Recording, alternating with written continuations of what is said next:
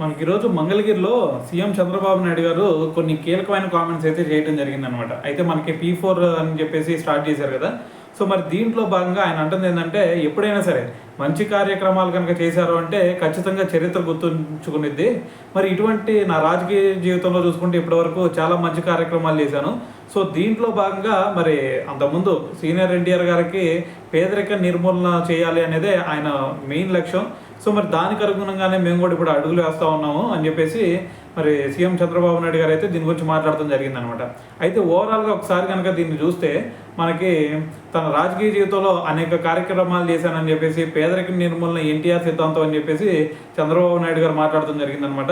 మరి మంగళగిరిలో నిర్వహించిన బంగారు కుటుంబాల మార్గదర్శకులతో ముఖాముఖిలో ఆయన మాట్లాడారు. P4లో దాదాపు 13 లక్షలకు బంగారు కుటుంబాలను గుర్తించామని చెప్పేసి మార్గదర్శకులుగా 1.40 లక్షల మంది పారిశ్రామికవేత్తలు అదేవిధంగా మరి ప్రవాసాంధ్రులు ముందుకొచ్చారని చెప్పేసి ఆయన అయితే దీని గురించి మాట్లాడటం జరిగిందనమాట.